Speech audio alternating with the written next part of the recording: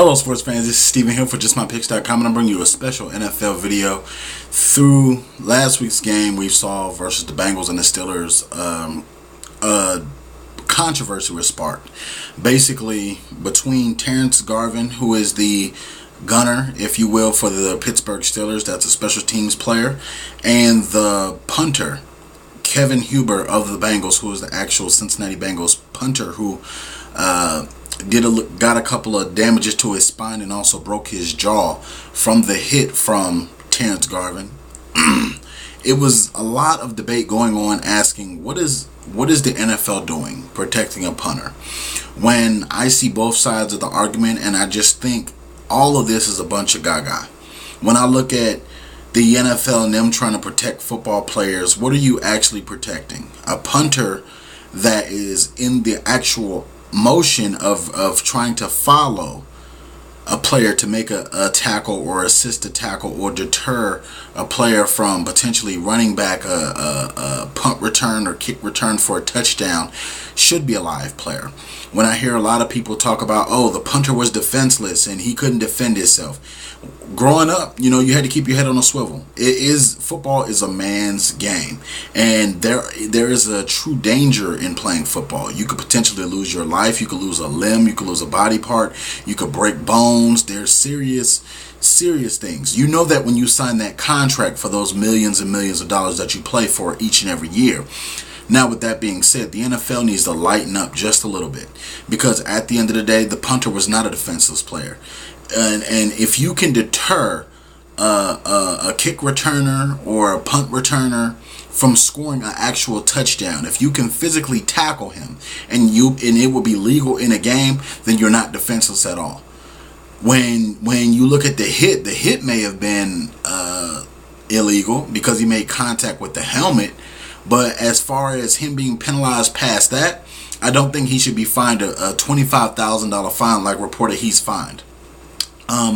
If a punter is truly a defenseless player, then you need to put him in a pink jersey. Put him in some kind of weird looking jersey to where players know he is not to make a tackle. And after he punts that ball or after he kicks that ball, he needs to run immediately to the sideline. Grab a Gatorade, grab an apple slice, grab an orange slice, and sit on that bench. Because at the end of the day, there is no place in the NFL for defenseless punters. They're protected enough to get a punt off. If you make contact with a punter and you don't block the ball, that is a penalty, supposedly. In a lot of cases, you have to look at what really is a defenseless person in the NFL. I understand a quarterback when he's making a throw, and he's throwing the ball, and that gets a little dicey.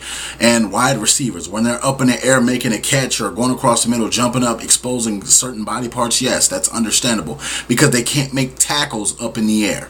You can't make tackles jumping and diving for a catch. You can't change body motions and do all these things while you're in air. That's understandable. And there's certain body parts like the head in certain areas that should be protected on NFL players. But when it comes to a punter, I think the NFL has dropped the ball on this one. I think that it's baloney. And when you look at it like this, the NFL is going to end up to where it's going to be touch football in a second. To where if you touch too hard, that's $25,000. So the NFL has to get a grip. They have to realize that injuries like this happen. The Bengals, you can't really be mad at anybody, because at the end of the day, one of the first rules in football you're taught from pee-wee to middle school to high school to college is keep your head on a swivel. That means that 24 hours a day, 7 days a week, while you're on that football field, you need to be able to look left and right, behind you, in front of you, to know that somebody's not going to come and clean your clock, literally. Now, for me, I don't see anything wrong with the hit. I don't see anything as far as them needing to protect punters, because if you can make a tackle, I really think that you should not be defenseless by any way, shape, or form. Just think about it. In the history of the NFL, how many times have we seen punters or kickers deter someone from running a touchdown back, potentially help group tackle them be the last line of defense, and they stop somebody long enough for somebody else to come make a tackle, or them make a tackle on their own? Like some of these kickers that make their way down the field on a kickoff come and just clean people up. Some of these bigger kickers like a Janikowski, so It's a lot of things that the NFL has to change, and this rule is one of them. Not all players deserve to be defenseless players, so you really need to rethink this. I can understand if he hit him before he kicked the ball, or even while he was kicking the ball like that. But when it comes to defenseless players, if you look at the video closely, he's less than, when he physically gets hit by the Steelers player, he's physically less than 2 to 3 yards away from trying to make a tackle on the actual ball carrier. So that's just my thoughts. I want to know what you guys think. Do you feel like punters are defenseless players? Do you feel like the NFL is getting soft?